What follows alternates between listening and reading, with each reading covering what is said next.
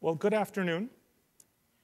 Welcome. I'm Kevin Steinberg. I'm the Chief Operating Officer of the World Economic Forum USA, and have responsibility for many of our industry-focused activities. And so it's a real pleasure for me to welcome a very distinguished cast to join us for what's a bit of an experimental session for the World Economic Forum. What we thought we would do in this particular session was examine what we think is a plausible scenario for something that isn't expected, but could throw off a lot of plans for next year. Namely, asking the question, what would happen or what if there is an emerging market crisis in 2011? We very much hope this to be an interactive session and very much hope for all of you to participate. So in that spirit, we're going to challenge the panel, I hope. And instead of my introducing them, I thought we could ask them to introduce themselves, share a bit of background, after which I'll turn to the premise of our conversation here today, and we'll get right back to the panel as soon as we can. So if I can ask in turn each of the panelists to introduce themselves and share their background. We appreciate your being here with us and look forward to the conversation. So please, Yen. Thank you.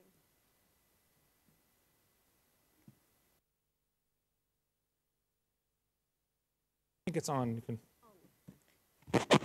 Okay, thank you. Hi, everybody. My name is Yen Dang. I came from Vietnam. I'm chairwoman of Tân Tạo Group.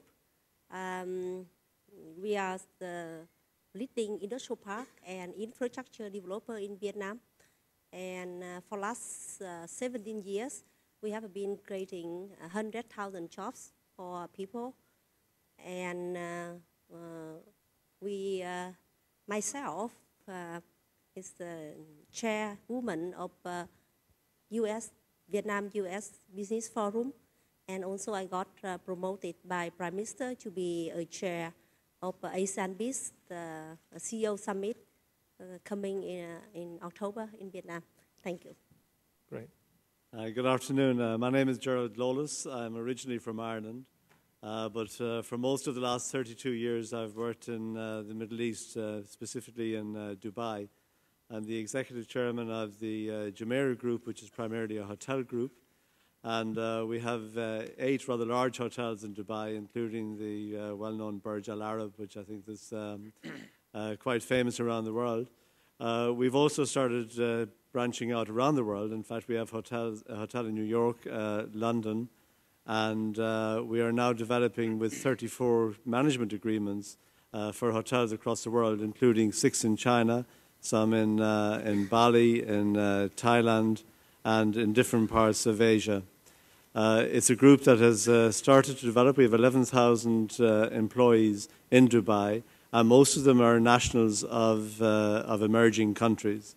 So that's probably one of the reasons that I'm here today. But we're very much involved and dependent on what happens within emerging nations. I'm Mthuli Ncube. I'm the Chief Economist and Vice President of the African Development Bank, which is based in Tunis. I'm a professor of finance as well, a former banker and a former dean of a business school. I'm also a reformed rocket scientist in a mathematical finance sense. So. Chris. Hi, I'm Christopher Rodriguez. I'm chairman of International Personal Finance, first involved with the forum when I was chief executive of Visa International, the card business. International Personal Finance, which I now chair, is a consumer finance business between microfinance and mainstream lending, 2 million customers in Hungary, Poland, Czech, Slovakia, Romania, and Mexico. And if you want to understand our business model, think about Avon, but think about ladies distributing small sums of unsecured lending as opposed to lipstick. Great. Roberto? Yeah. Good afternoon. My name is Roberto Vellutini.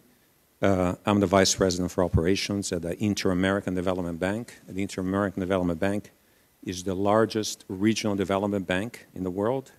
It lends between loans and guarantees roughly $15 billion a year to 26 borrowing member countries. We have 48 member countries, 26 are borrowing member countries. We lend to both public sector governments with sovereign guarantees and directly to the private sector through the bank and the private arm that we have. And so we're very much involved in the day-to-day economic development of our 26 member countries. Great. Well, thank you once again. We appreciate your joining us for the panel. And all of you hopefully will pose the difficult questions. What I thought I would do for a moment, and if I can draw your attention to some of the screens, is paint a picture for you. That is, share the scenario that we have in mind. Before doing so, I thought I would remind everyone this is an actual headline from a Thai newspaper taken from 1998. And the headline then read, "Asian Miracle Replaced by Third World Nightmare." As many of you can remember, it wasn't very long ago that what was thought to be a very rosy scenario for a number of Asian economies turned very difficult very quickly, not only from an economic perspective, but also from a social perspective, that in that sense that many governments fell, there were many difficulties in terms of social unrest and very difficulties in terms of a number of the people living in these economies. And so we thought that we would try to take it a step further in terms of our thinking and imagine a scenario like what happened in 1998 happening again. More specifically, we put together a scenario, and this is a fictional newspaper that we put together, which is dated a year from now. And the premise is that emerging markets are suddenly hit by extreme volatility in currencies. That is, imagine that a year from now, in an unexpected way, we saw real runs on currencies, we saw real changes in valuations that we didn't expect. As a consequence, in different parts of the world, that is, in a suite of emerging economies, African central banks, like many others, talked about significant intervention. And commodity prices started moving very quickly because they were tied either to the US dollar or other currencies, meaning that there was real implications in terms of buying power. And to take the scenario a step further, this is the headline from September 14th of next year, that is a year from today. Imagine just 1 month later, things didn't stabilize. That is, 1 month later, we saw emerging capital markets fall by 15%, that is, fall in dramatic fashion, as the risk premia for being active in those markets went up considerably, as there was a real loss of confidence in terms of not only consumer behavior, but investor behavior. And furthermore, we saw real implications for the real economy. So unemployment rates started surging, and perhaps most importantly, the volatility in commodity prices meant that people were taking to the streets with real concern. So this is not just a financial shock, this is a social shock as well. With this as a bit of a background, the question they want to pose is, imagine that there's a crisis that impacts not only investor sentiment, but consumer sentiment. And imagine that it's not only happening in particular emerging markets, but that they are coupled together. So we saw them move at the same time. With that as the assumption then, I turn to our panel with the hope that they could paint a more vivid picture from either a regional or an industry perspective, thinking about what this could mean. And if we have time, I hope each of you could speak perhaps for 2 or 3 minutes just to set the stage up front. Either now or a bit later, we can talk about the plan B for some of those countries, for some of those regions, or some of those industries, because we would imagine that contingency planning would be incredibly important in light of such a scenario. So Yen, if we could start with you, we could focus perhaps a little bit on Vietnam, where your firm has been very active, and talk about what some of the implications could be for this type of scenario. Thank you, Kevin. Of course, Vietnam's, I'm talking about Vietnam, it means emerging markets as well. If emerging markets go south, of course, my views, I hope in 2011 everything would be better. But if go south, and I saw the two level impacts. The government level, it means the country level and the company levels. And today I would like to talk a little bit about the issue, both the country level and the company level could have the same impact.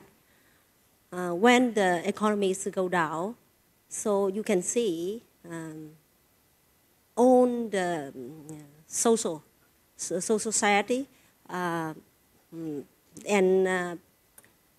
people, the jobless, the percentage of jobless increasing, and low income and people facing with to the more difficult. That was why the models in US, why you see on the high-end ranking like a flagship or HGB met with many difficulties, but the Walmart, they're doing a very good job. So that was why I think from the government or the company, we should focus on the low income and middle income consumers. That's the good.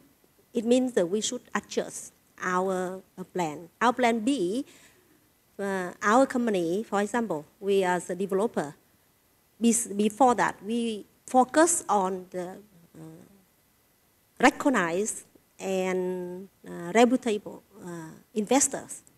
But after the financial crisis happened, and we had to change our plan. We focus on the very small size. So it is a potential for investor. We focus on, before that, in our industrial park, we rented, and our industrial park standard factory minimum must be built 5,000 square meters. But after 2007 and in 2008 and 2009, and we built the very small size, from 1,000 to 1,500 square meters. And for the housing, so we built and building many apartments for low-income people. And that was why our company, for last 2 years, still we can keep the income, gross income, double compared from 2009 to 2007. And our dividends for last 2 years still 50% of each year. And that was why, that is thanks for our plan B. And we adjust our plan to focus on the very small size company and the low and middle income people. Great, so I take note of the importance of company resilience and company planning, and we'll return to that theme, I'm sure. If we could turn perhaps to Gerald next, if you could share a bit of perspective on the travel and tourism sector, where, of course, your firm is very active across a number of emerging markets. Yes, I think it's very interesting when you paint the scenario and you say capital markets in the emerging nations will drop by 15%. I guess in our industry, travel, tourism and hospitality, an awful lot of it would also depend on what's happening in other markets in the developed countries to really paint the picture, because we remember in the aftermath of 9/11, and that terrible time where really our industry stopped dead, and it couldn't get worse than that, and that was really bad. But what was interesting was that happened in September, as we all know. We had achieved quite a remarkable recovery by Christmas. So it is an industry that is resilient and can bounce back, which I think is very important. I think it's also worth noting the importance of travel, tourism and hospitality to the economies of the world. At the moment, it's producing 235 million jobs worldwide. These are figures distributed by the World Travel and Tourism Council, of which I'm a member. And it's estimated that by 2020, this will be at 300 million jobs worldwide. So we're looking at almost 10% of the worldwide workforce actually working within travel and tourism. And naturally, if anything dropped as quickly as that within emerging markets, it would be pretty, maybe not catastrophic, because I think we would have a recovery, and I think we get the opportunity later maybe to explore the areas where recovery could happen. But I believe very strongly that it is important that we continue on a global basis, particularly with the very valuable work that I believe has been done to prevent such an occurrence with the encouragement of the G20, which has been entirely significant and very significant, I believe, in helping to steer us through what's happened at the moment. And it was also interesting to listen yesterday to the Premier of China talking about the commitment of the Chinese authorities to service industries. Though I think he needs to talk a little bit about travel, tourism and hospitality as well, because it will be significant in providing jobs. In fact, it's estimated by 2020, in the figures that I have, that China will have 89 million people employed in our industry by 2020, and India 58 million people against 17 million people in the USA. So it is really important as well that we do continue to focus on stimulating the travel and tourism segment of the services industry. And I would like to say I don't believe that there will be such a catastrophic occurrence, and I'm sure most people in the room do not. But it's certainly well worthwhile considering the what-ifs for our various industries. Great. Well, thank you. And I think that certainly there's a hope in the room that we wouldn't see such a scenario, but I think the need for the plan B is probably still there. Mthuli, if we could turn to you, and given the diversity of your background, if you can share some thoughts on what the implications for Africa might be in particular. The implications for Africa will be immediate, and I think the transmission mechanism is through various channels. I mean, first of all, the trade between the BRIC countries in Africa is something like $150 billion. So that will be affected, in my view, and Africa produces quite a wide variety of commodities, from oil to copper, gold, this and that. All that will be affected quite a bit. And I can see, I mean, a country like Botswana, for instance, in the last crisis, and then you've got this one today, in terms of this announcement, you know, the demand for diamond globally collapsed, and Botswana reached a negative rate of growth. Something happened to Seychelles for another reason. So the countries will be hurt badly by the drying up of just demand for trade going forward. Then there are countries that are more integrated financially to the other emerging markets in global, like South Africa. So I can immediately see capital outflows out of the bond market, and then eventually, almost immediately, in the equity market as well. So that country will be affected immediately, and then that will be transmitted through the rest of Africa because of its integration and it being a powerhouse in the rest of Africa.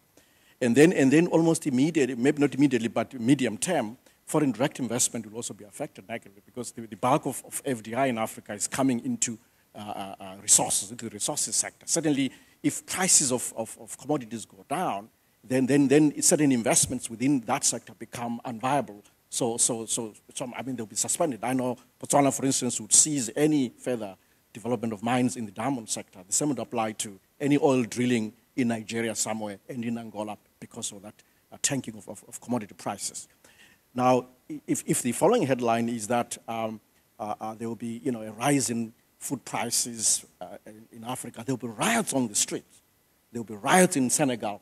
I can see people rioting on the street, and governments will come under pressure. There might be a coup in the Gambia, another coup in the Gambia. The leader is going to be overthrown because people are unhappy about rising prices. We know, in terms of reality, what happened in Mozambique last week, where people died on the street because of rising prices. So there's an incredible social impact if this crisis were to happen. Thank you, and that sounds like a dire portrait indeed. Christopher, if we could ask you to give a bit of a different perspective, turning again to an industry one.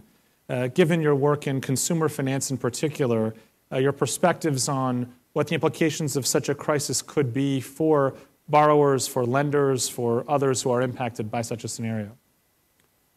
Thanks, Kevin. I'm going to do this from the perspective of a small or medium-sized company, and a public company at that, so quoted. The first is that the good guys get hit as much as the bad guys.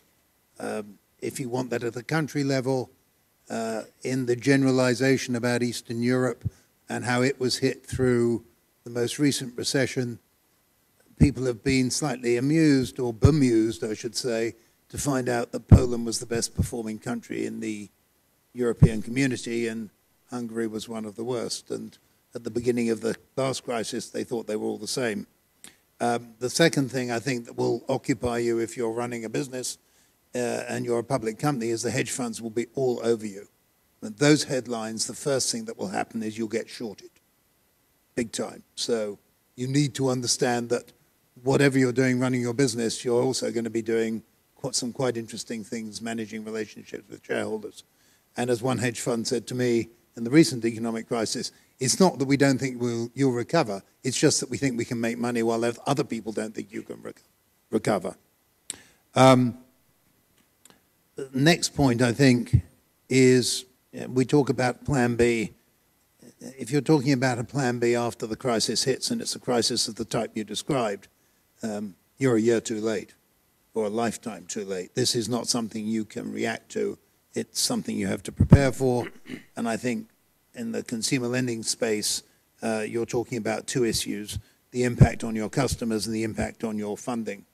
And I think the key is to actually understand the impact of these kind of scenarios on your business model. And different business models work in quite different ways. But the one you've described is a situation of high volatility. And if you just look at quickly at 5 points, the first thing is if you've got mismatched funding in terms of currencies, you're dead. That would have taken you out big time. If you go to unemployment, consumer demand, well, the perverse thing, of course, about a recession is that most people want to borrow money, or they'd like to be able to borrow more money. It's just that no one wants to lend it to them. However, on the other side, if you have already lent people money, their ability to repay clearly impacted by the scenario you faced or posited, which means bad debt up significantly, and a huge amount for financial institutions depends on the tenor of the loan. If you've got a 5 or 10 year loan book, if you're on long loans, this is a very, very unpleasant situation because you can go bad big time.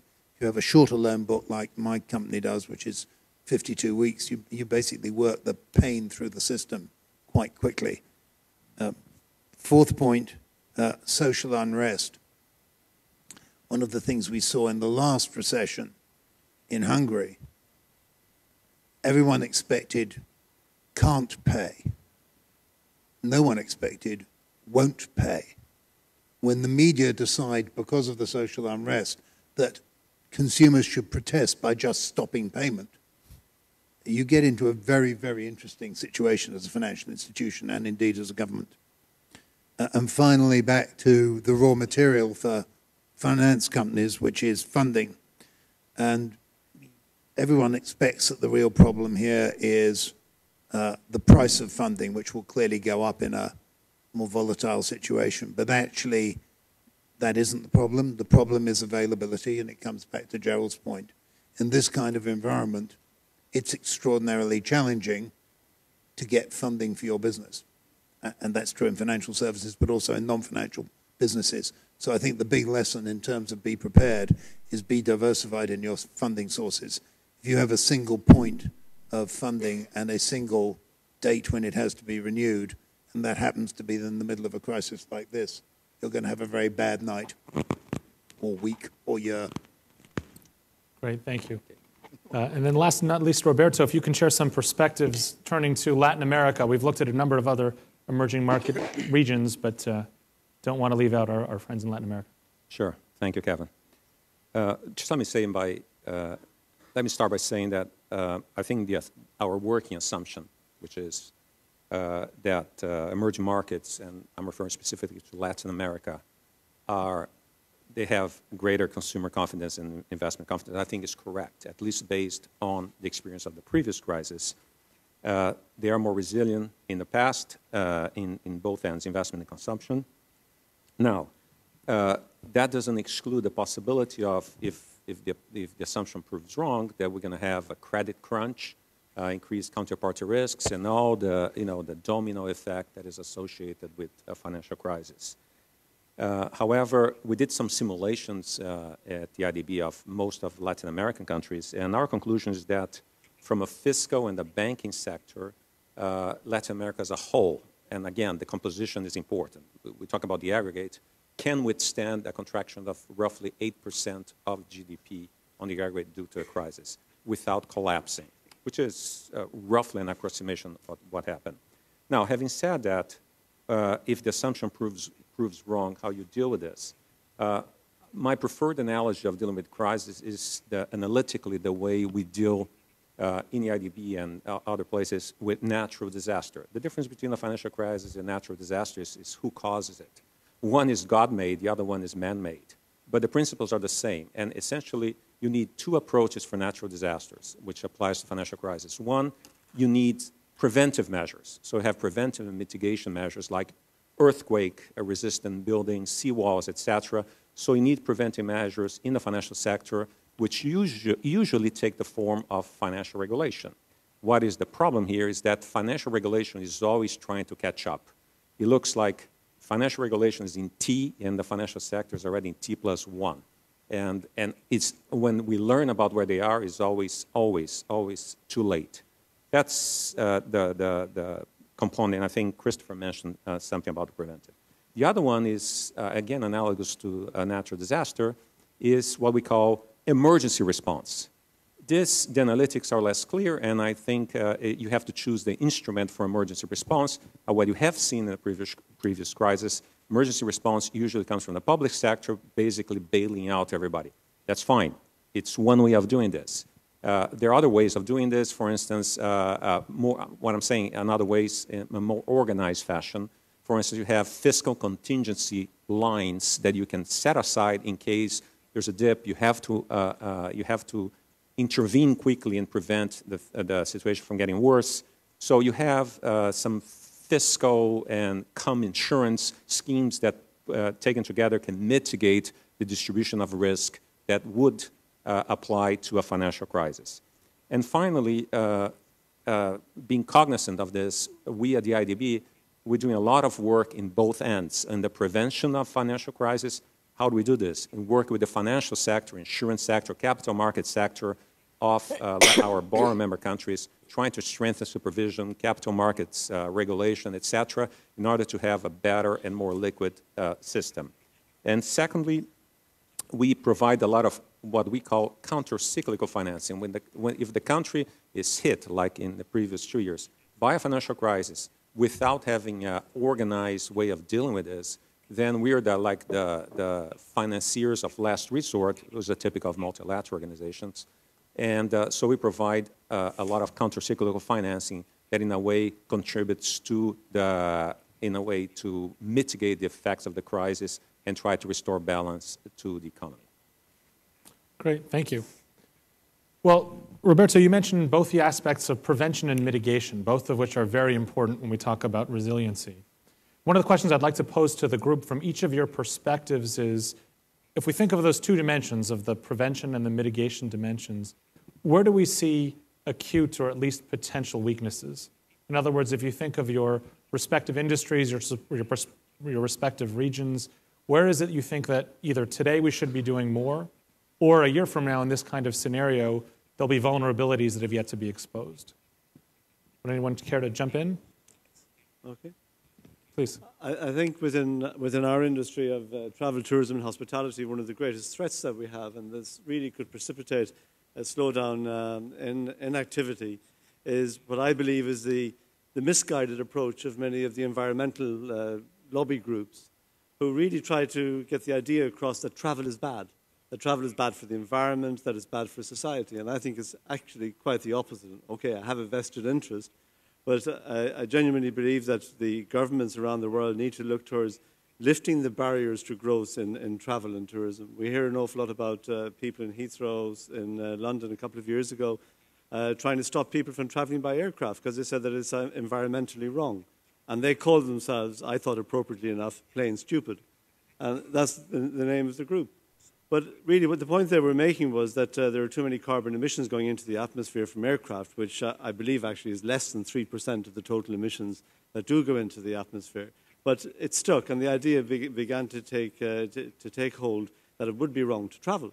However, in measuring emissions from aircraft, the various bodies that do it, and this was one from the United Nations, that they do not actually give credit to airlines who fly with modern fleets and have modern engines, and therefore in very many cases use up to 50% less fuel than other airlines that are flying very old aircraft. And I think instead of trying to tax passengers and actually prevent them from traveling, they should be doing an awful lot more to actually reward airlines by tax incentives when they do spend money on capital in more modern aircraft. Because without the airlines, without airlift, our industry really is in big trouble. Also, from the environmental point of view, there is the feeling that it is wrong, because we're using up resources within, say, emerging nations, say African countries, for example. But another very good case in point is, say, for example, the Masai Mara in Kenya and Tanzania, where they really get a lot of their income and their livelihood from travel and tourism. The added benefit to that is the fact that we do look after the animals, and the whole Serengeti plain is preserved for posterity. And if we decide that people shouldn't travel, then there would be no income for the indigenous tribes who live there. They would either have to migrate to the cities, or they would have to invest in different types of activities, such as more intensive farming, such as raising more cattle, which causes more erosion, which stops the space for the wild animals. So I really think it's important that governments do recognize and understand that there are many more aspects to one industry, and even the environmental issues can be very much enhanced by continuous travel, but in a responsible way. So let's come back to some of the unintended consequences of some of these actions. I saw some note-taking over there. Perhaps, Roberto, did you care to have a comment? I just want to make one comment. And again, this is based on empirical evidence, and I'm not sure I have an analytical theory behind it. But the less dependent a country is of one or more or a few groups, the more insulated it is from a financial crisis. This seems obvious, but it has an important implication for policymaking, which is the following. If you look at Brazil, for instance, during the previous crisis, it was relatively well insulated. And the reason was that during the last 8 years of the current government, there was a lot of strengthening of the domestic market. Now, it's easier said than done. In a country like Brazil, continental size, it's easier to do this and get insulated. When you go to Central American countries, what we've seen, they're much more dependent on exports of the U.S., so they're much more vulnerable to this. However, I think there's a way that if you're a country that it's able to do this, not only you solve your own problem, but you may provide also an anchor to those other countries. So in the preventive and mitigation scenario that you mentioned, the more you have like trade flows with other diverse partners, like instead of focusing on the U.S. and Europe, focus on South American countries, that would help provide a buffer for the crisis in the more vulnerable states. Christopher?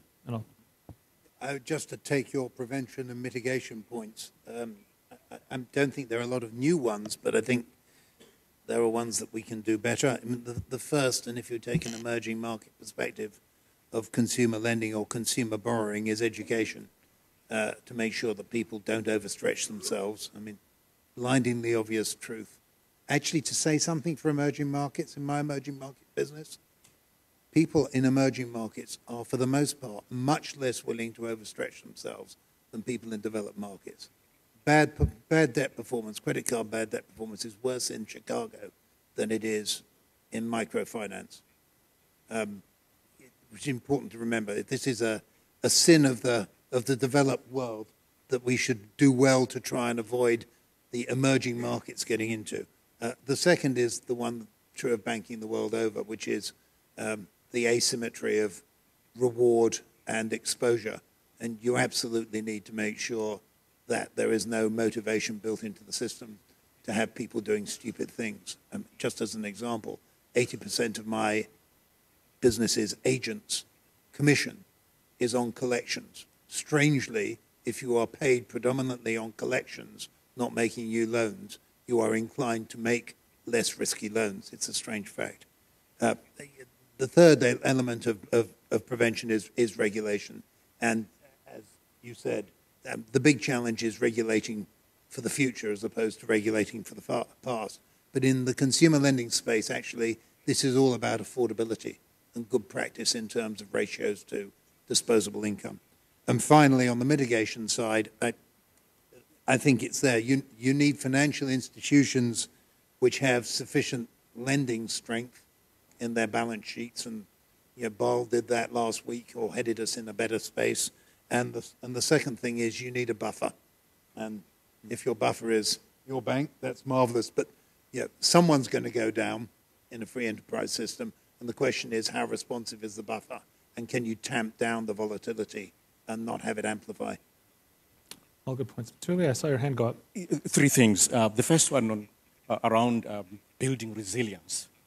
Our experience in Africa is that it is those countries that were well managed in the first place which did better out of the crisis and during the crisis. There's no substitute for good macroeconomic management, whether you mean good, decent growth, 6 to 7%, and or well-managed inflation.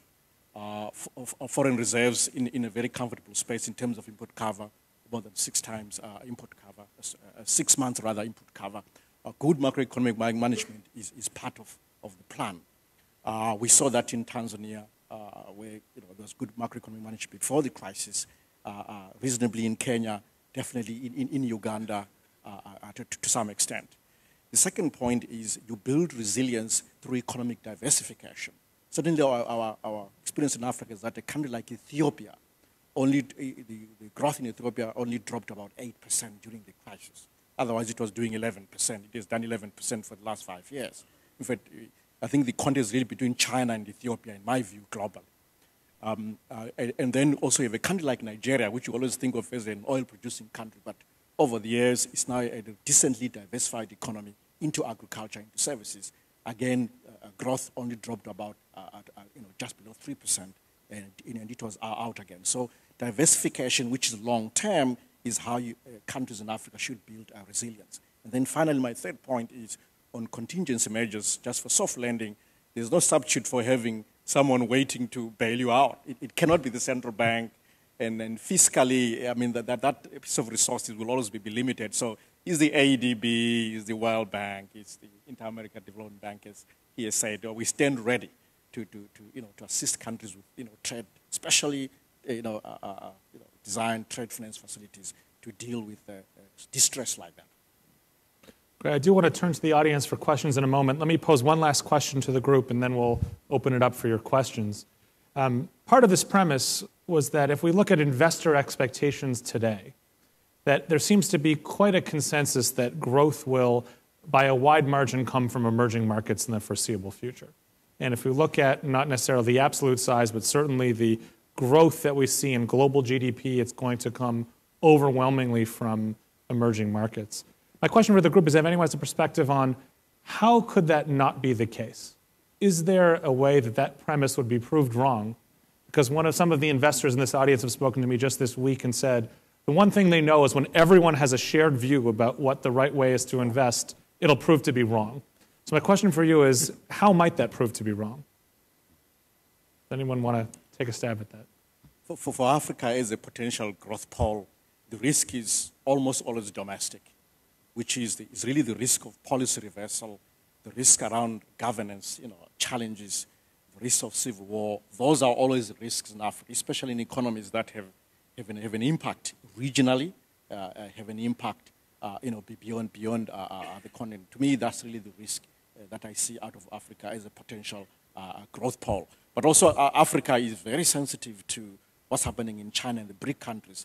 In fact, if we were to plot a simple chart, in the last 10 years, a simple correlation between African GDP and the BRICS countries' GDP, the correlation is above 90%. So some of the risk will arise outside, but then affecting Africa, and vice versa, perhaps.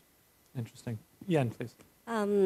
I believe even financial crisis in the world, but emerging market like Vietnam, China, Indonesia, for last 2 years, still positive.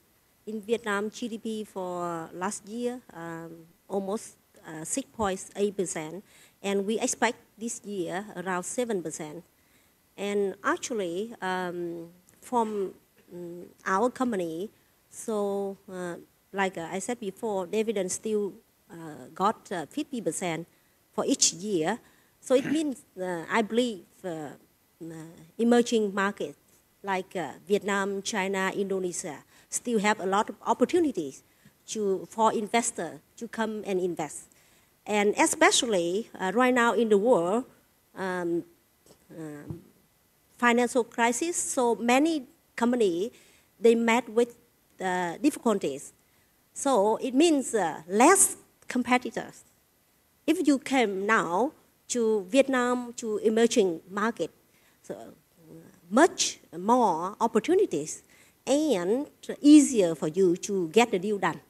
And that's a big opportunity for you before the financial crisis. For example, if you wanted to invest in equity, so maybe 5-10 times higher. But now is the right time for you to come. And you can choose a lot of good company and can satisfy even your very strict requirements. And so that's why I think this is opportunity for investors who have a strong and healthy financial statement and can come to the emerging market and can get the partner, the best partner. Before that, maybe before financial crisis, all those partners like beautiful ladies, beautiful girls, not easy to have it. But at this moment, you could have opportunity to have the best partners, but less expensive. To your specific, I think the growth line is almost inevitable. Actually, the issue that we deal with at the moment is the perception of volatility and what the volatility does around that growth line. If you take the 10 to 15, 20-year view, it's there. I agree very much with Mthuli and with Chris that it's external forces that could derail, say, the growing emergence of the Gulf countries economically. If an outside force such as Israel or the United States decides to bomb a third country, i.e. Iran, because of their nuclear ambitions, that's going to have a huge effect on the western side of the Gulf and will really affect the economies initially. But of course, as Chris says, will over time pass, but it will have an immediate effect. Roberto? Yeah, Kevin, if we just hypothetically just invert your logic, in other words, if there's consensus wrong, if you do it, well, because things are happening like foreign direct investment in Latin America, then there is a consensus. In other words, the other way around. And there is a consensus partly because it's, I think Christopher used the word inevitable. I would say it's irreversible. If you see a lot of the foreign direct investment in Latin America, you see that this is a strategic move to go and stay. It's not speculative investment that goes in there. So if this is the case, then it's the other way around. The logic is the other way around. One caveat, though, that works a lot better. What I just said applies a lot better to a group of selective countries in Latin America. It's not homogeneous. Good point. Let me turn to the audience, and if we can get some microphones. There's a question over here in the second row. If I can ask everyone as well to just state their name and the organization they represent and the country they're coming from. You're welcome to direct the question if you'd like, or you can pose it to the full group. In general, my name is Eduardo Klein. I work with HelpAge in Asia. In the last round of crisis, boosting the demand, the disposable income of was a key for recovery. Countries like Thailand, for example, developed universal pensions. They gave out checks with money as a way of promoting, incentivizing demand. And this has been done throughout the world. Do you think that this same approach would be valid in a future crisis, in a new crisis, in a if scenario? I think policymakers will almost always respond like that because they have to be seen to be doing something, or else they are not in government. Do something. So basically, give out vouchers and whatever. What you're really doing is just, you're right, boosting domestic demand, but also giving out free credit to get people to spend, and then spend your way out of the crisis by creating that. It's normal. It will happen. It has its limitations because eventually you just get into more debt. People get into more debt, and then you just prepare yourself for the next trouble. But there's a way out initially. It will happen like that. But of course, you need, as I said earlier, external support. So again, you need the multilateral organizations to be ready to assist wherever it's possible to assist your World Bank, ADB, the other ADB, and then IMF and so forth. Roberto? Yeah, just to compliment. There's something called conditional cash transfer, which is a very standard model. I think the one you're referring to. And it acts as both a social safety net to mitigate the effects of the crisis, but also a boost to consumption, exactly what you said. And this is a program that, at least in Latin America, we see in basically all countries. And this, in Brazil specifically, this has been the largest determinant of insulating the country through the domestic market to the foreign crisis. Great. There's a question right over here. My name is Cláudia Trevisan from the Brazilian newspaper Estado de São Paulo. I'd like to know, what are the main risks you see ahead of emerging countries? Like, what can really make things go wrong? And also, among developing emerging countries, which ones do you think are better positioned to grow and to benefit from what apparently is going to be a phase of growth? Anyone care to jump in to pick some projected winners? Why don't we do it by region? Let me try. What could go wrong? I think that let's take a step back. It's quite easy to say what we had before was a financial crisis. But I think that the financial crisis is a lot deeper than that. I think actually it's a productivity crisis.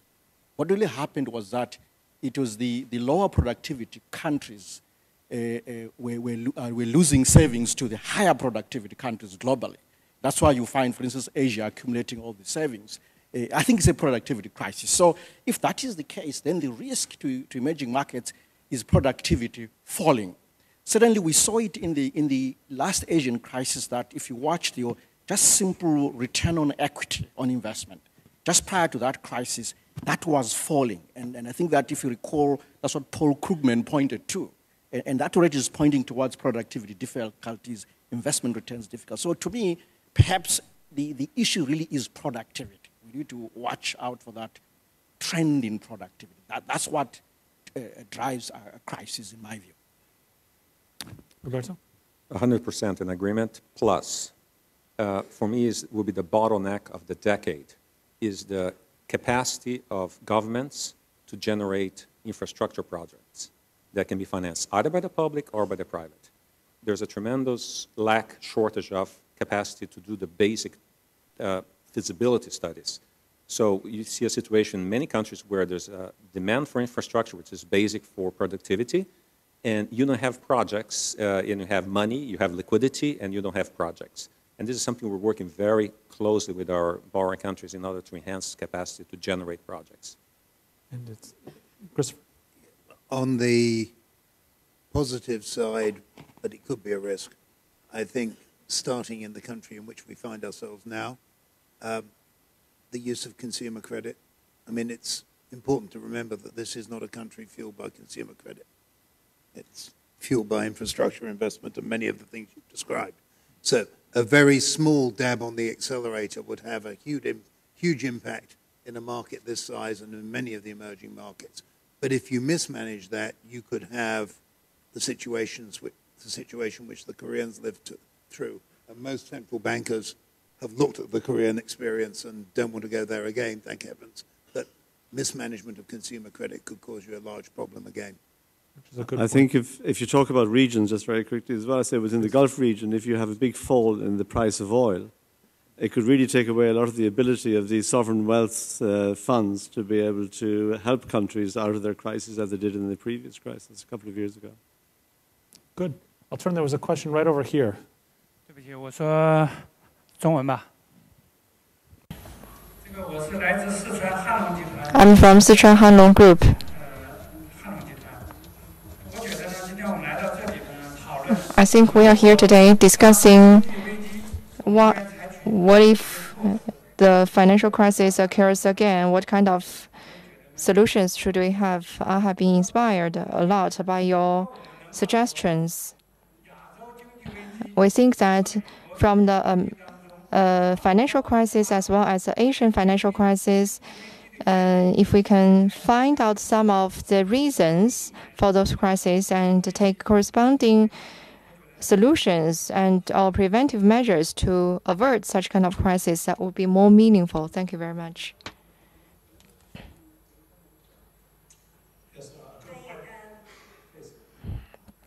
During financial crisis, I think many government they have a stimulus package.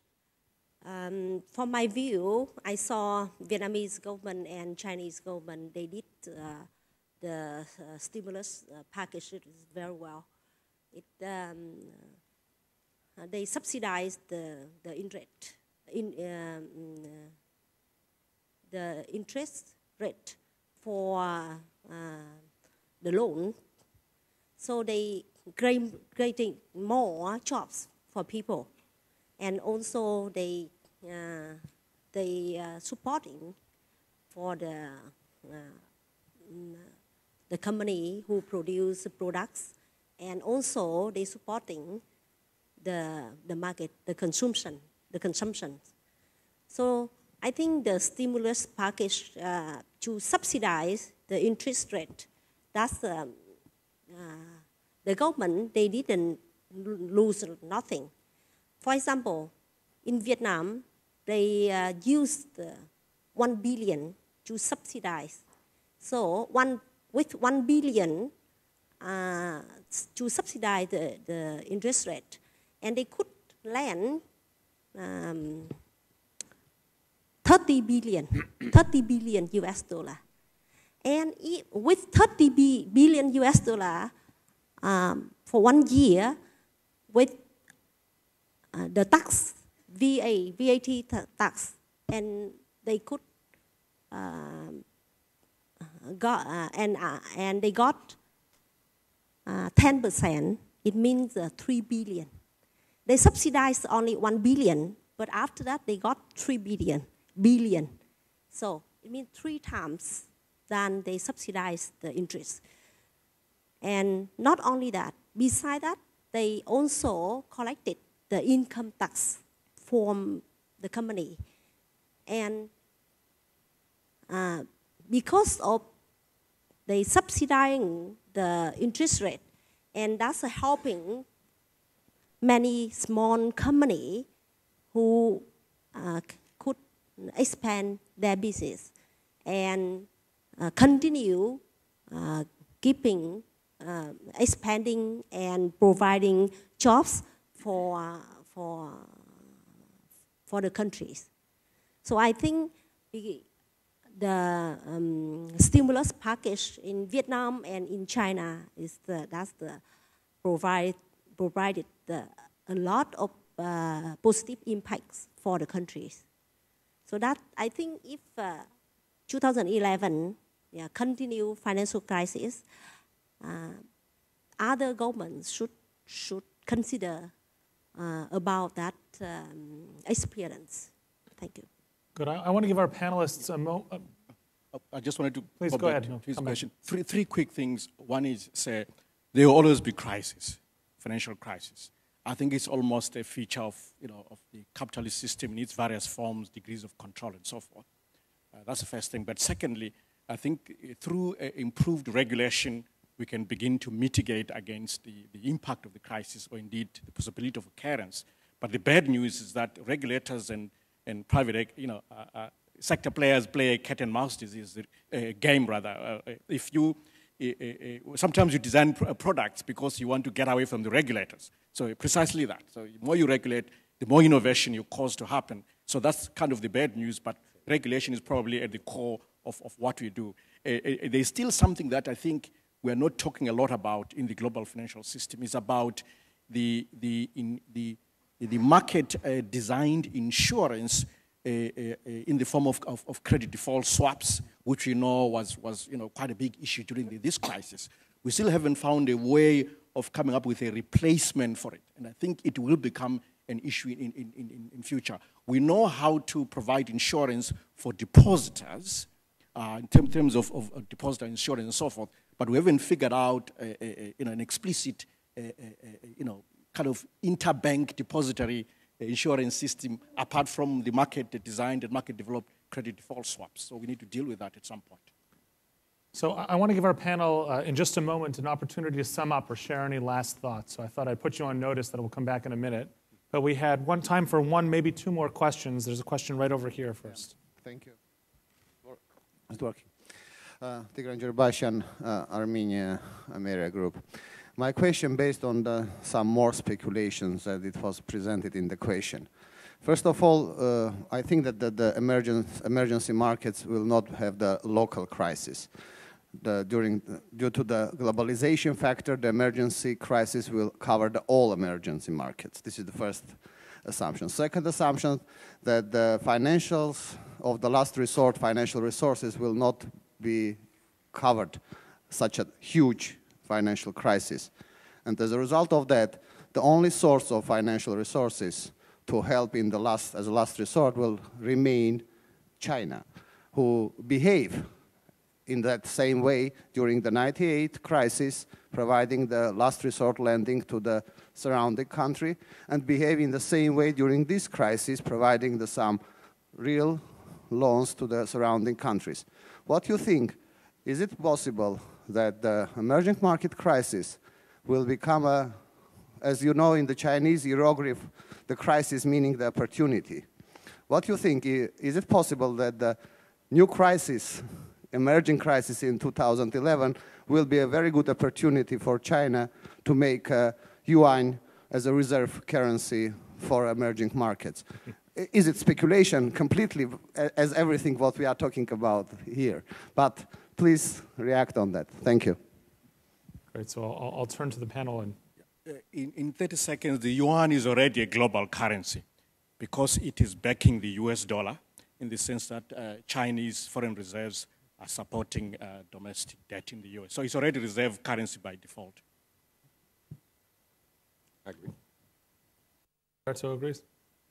Well, given the time, let me turn to the panel for any last comments before we wrap up. And Ian, perhaps if you could share any last thoughts before we end.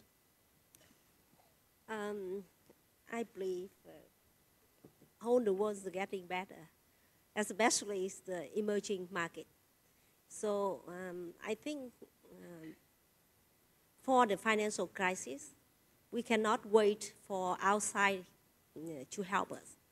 Even for the government. Of course, we could do something. We talk with the government and convince the government and work with the government for some plans. But however, every single company, we should have our own plan, apply for our own business.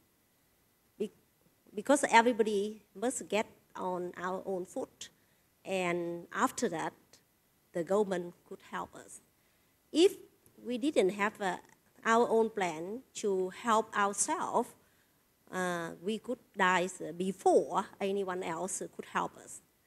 So that I think it's better before looking for outside, we should focus on our company, our core business. And during financial crisis, I believe cash is a king.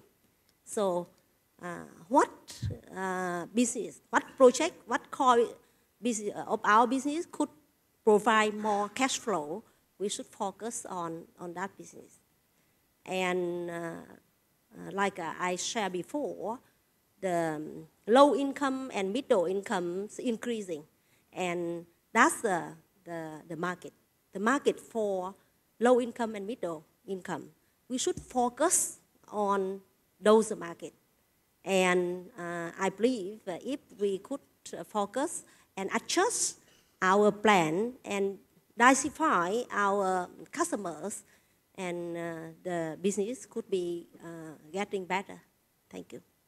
Thank you. Just Gerald? a few quick points as a non-economist, non-financial person. The way I see it is that the coordination of the G20 is vital for the control, because we've seen excessive growth, we've seen a crash as you always see it, you've seen a stimulus, and now it's payback time. And if you look at my country, Ireland, I can see the pain that that's causing. And I don't think the economies worldwide, and especially in emerging nations, could sustain the kind of pain, for example, Irish people are going through within the country at the moment. I think African countries must build resilience, and that's going to come through economic diversification, in my view. But at the moment, I must say that Africa is enjoying the best time ever I can ever think of in the last 100 years, perhaps, in terms of economic growth and so forth. And what we're emphasizing, if I can put on my real development hat, I have no interest at all in MDGs. I believe that African countries must focus on strong economic growth that is shared, but that is also sustained and perhaps clean as well. So that is the way to go. That will take care of poverty going forward. But resilience will come through economic diversification. Christopher? I took the job as chairman of the company I'm representing here because I fundamentally believe in emerging markets, so I have no doubt in their future potential. I think the only observation I'd make is that this is a road that is not yet a superhighway. It still has some potholes on. Some people think potholes mean you shouldn't drive. I think it means you just need to get a Land Rover. Have the right car. This is a wonderful, wonderful road to be on. Great. Roberto? Yeah. You know, there's a Mexican saying that goes more or less like this. If a problem has a solution, why worrying about it? And if the problem does not have a solution, why worrying about it? What's the implication of this is I don't think that, you know, the animal spirits of, you know, our system should be prevented from being unleashed just because we're worried about the future crisis. I think that's the worst thing that can happen because we end up with the worst of both worlds. We end up with a crisis because, as my colleague from African Development Bank said, we're always going to have a crisis. The issue is how you manage the crisis, better or worse. And having said that, I think the 2 points on, you know, the what-if scenario is, first, I think regulation should be in real time. This cat and mouse game, I mean, this is the nature of the game, but the more regulation becomes real as opposed to in T-1, then I think we're better off. And secondly, that it's, again, easier said than done, but I think diversification is a key to insulation. Great. Well, it's nice to wrap up on an optimistic note because I hear a consensus here that the question really isn't what if there is a crisis. There's consensus at some point there will be bumps along the road, but that the path is a good one and that if we plan accordingly, that crisis won't be enough in any way to disturb the long-term trends. So thank you very much for your thoughts. If everyone could please join me in sharing our appreciation for the thoughtful panel. Thank you.